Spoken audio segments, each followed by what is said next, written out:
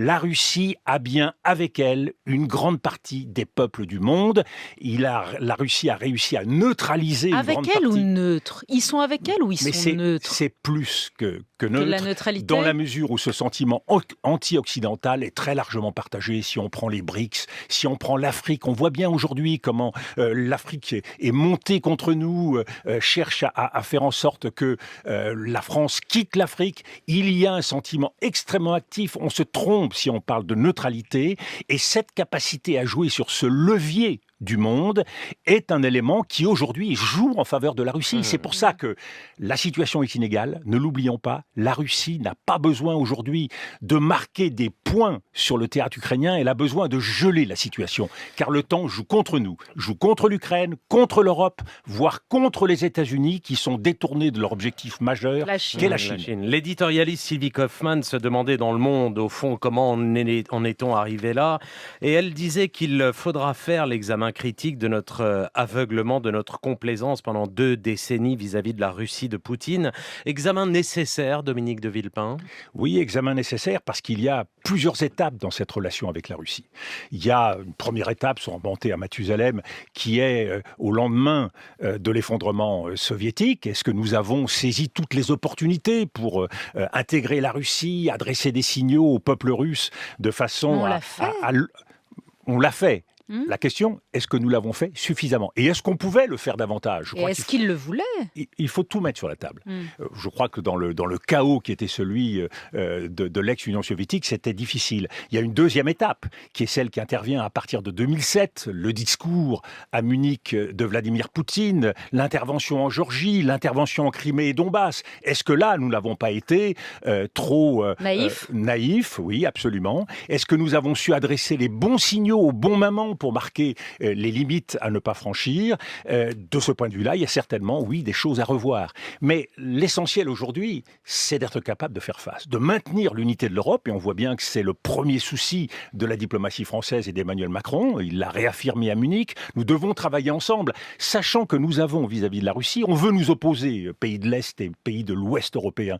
Mais à certains égards, nous sommes complémentaires. Il y a des pays voisins de la Russie qui ont naturellement peur de ce risque impérial, néocolonial, comme le dit Emmanuel Macron. Et nous avons une vision de la Russie comme puissance globale. Et nous voyons bien que nous ne pouvons pas nous interdire à l'avenir une relation avec la Russie, parce que nous devons essayer de trouver un équilibre dans un monde dominé par les États-Unis et la Chine, et où la capacité de triangulation de la diplomatie européenne est importante. Avec la Russie, mais avec Poutine? Mais une fois de plus, quelle est la leçon que nous tirons de l'Irak?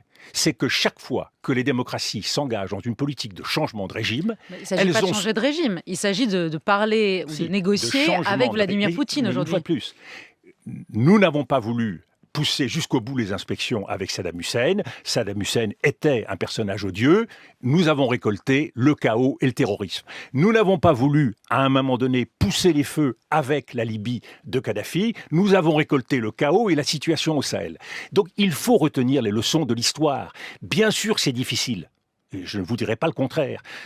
Quand on voit les atrocités commises à Boutcha et ailleurs en Ukraine, c'est très difficile. Mais quelle leçon, là, en l'occurrence? Eh bien, la leçon, c'est justement que il faut savoir commencer une guerre et la mener au bon moment. Il faut savoir, à un moment donné, créer les conditions de la paix. Mais on y est, là?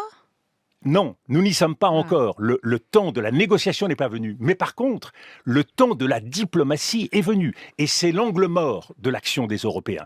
Nous négligeons le fait que nous avons une grande partie du monde qui n'est pas du tout convaincue par nos positions, qui ne s'intéresse pas à ces combats menés aujourd'hui au cœur de l'Europe. Et c'est un des grands risques. Il faut donc faire ce travail de diplomatie internationale, il faut voyager à travers le monde, et ça, les diplomates européens devraient le faire davantage, pour essayer de rallier. Donc quand vous dites diplomatie, en fait, c'est pas une diplomatie tant avec la Russie, pour qu'on comprenne bien, c'est d'envoyer des ministres des Affaires étrangères, la négociation, convaincre les Africains, convaincre les Indiens, convaincre les Chinois, peut-être. Absolument, il faut changer le rapport diplomatique. Vous n'avez pas l'impression que Catherine Colonna le fait ? mais insuffisamment. Et il faut le faire avec les autres Européens. Et c'est là où cette bataille-là, elle devrait être beaucoup plus organisée, beaucoup plus systématisée, y compris dans le cadre des Nations Unies. On voit bien, certes, le Conseil de sécurité est bloqué, mais dans le cadre de l'Assemblée générale, il faut prendre son bâton de pèlerin et aller voir les pays un par un. Qui est-ce qui va en Afrique aujourd'hui ? Eh bien, c'est le ministre des Affaires étrangères russe qui va voir 10 pays et qui est reçu glorieusement par ces États. Emmanuel Macron y était il y a 2 mois en Afrique. Mais Emmanuel Macron, mais qui